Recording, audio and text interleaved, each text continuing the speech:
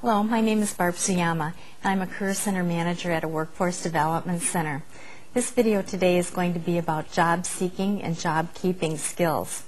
One of the first steps in looking for a job is to find out locations that have openings, and there are many resources for you to use to find out about job openings.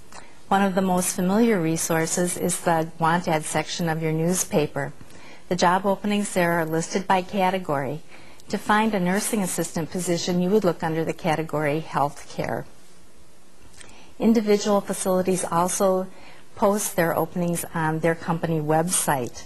As an example, to find out about openings at a central city hospital, for example, you could type in that hospital's website address if you know it, or use an internet search engine and type in the name of the hospital to find out about openings.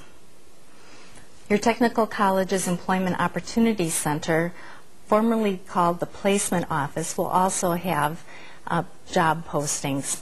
And they enter the job postings onto a system called Tech Connect in Wisconsin. Job Service is an agency that lists job openings. It's a government agency that's free to use for both employers and the job seekers. Staffing services or employment agencies are private companies that provide services similar to that of job service, but they charge a fee. And these fees are charged either to the employer or the job seeker, and sometimes to both. Many companies, however, will only hire people who are referred to them by these staffing services. Research on job seeking shows that the most effective way to find out about job openings is to ask neighbors, friends, and relatives if they know of anyone who's hiring nursing assistants. This method is called networking. Many communities have active networking groups, and you can find out about these groups by checking your local newspaper. A job fair is usually a one-day event at which many employers set up tables at a specific location for a specified period of time. Job seekers attend this job fair and talk to the companies about any openings they may have. Many of the interviewers will interview right at the job fair. You can also contact companies directly to inquire whether or not they have job openings. You can use a telephone book, a services directory, or a Chamber of Commerce guide to get the names and phone numbers of places that you can call. And finally, workforce development centers are located throughout the United States. These centers are set up so that all or most of the resources I've mentioned are located in one building. To find a job center location near you, go to the internet, and the address is www.servicelocator.org and click on Workforce Development Centers. You will most probably be asked for a resume at some point in your job search process. A resume is a written document that highlights your skills and qualifications for a job in an organized manner. It's a basic job search tool and very often is the first contact an employer may have with you.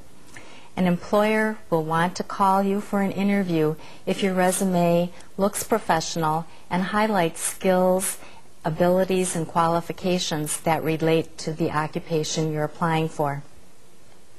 The basic elements of a resume are, of course, your name, your address, your phone number, including your area code, your email address, a career objective or position desired, a skills summary, education information, any experience and work history, and any special awards, accomplishments, or special memberships that you hold. It's no longer appropriate to include any personal information such as height, weight, hobbies, or interests on your resume. And it is also no longer necessary to include the statement, references available upon request. There are numerous resources available to help people to create a professional resume.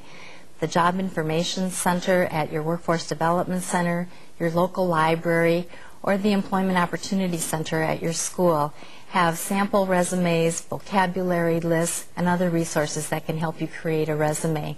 These resources are usually offered at no cost to job seekers.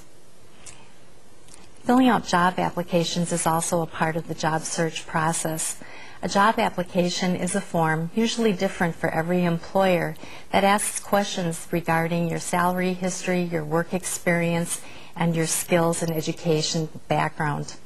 It's customary to be asked to fill out a job application prior to the interview. The resume and the application are used to determine who's going to be called in for an interview.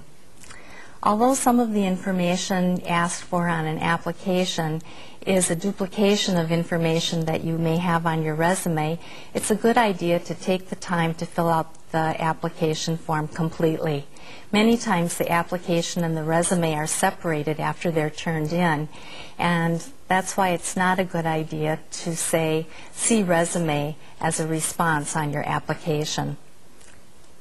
Be prepared to fill out the application at the employer's work site. Bring a pen and also the address of your previous employers as well as your dates of previous employment. If you have to ask the receptionist for a telephone book to look up this information, you will seem unprepared and disorganized for your job search.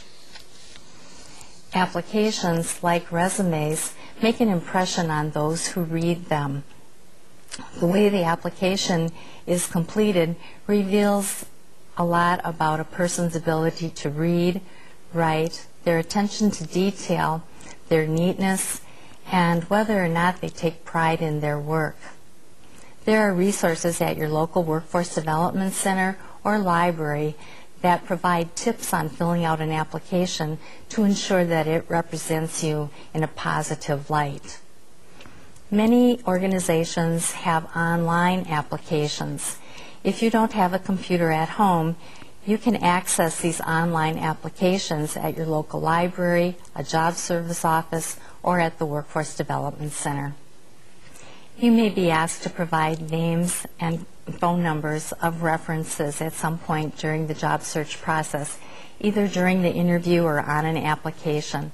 A reference is a person who knows you well and will recommend your skills and vouch for your personal characteristics. Former employers, co-workers, community contacts, and instructors are good choices to use as references. Be sure to ask these people for their permission to use them as a reference before you put them down. Never use friends or family members as a reference because they won't be valued as having an objective opinion of your skills or your character. Type up their names, titles, and phone numbers on a separate sheet of paper and bring that with you to the interview. In the next section, I'll be talking about the interview. But before we begin, I'd like you to take a look at an interview in progress.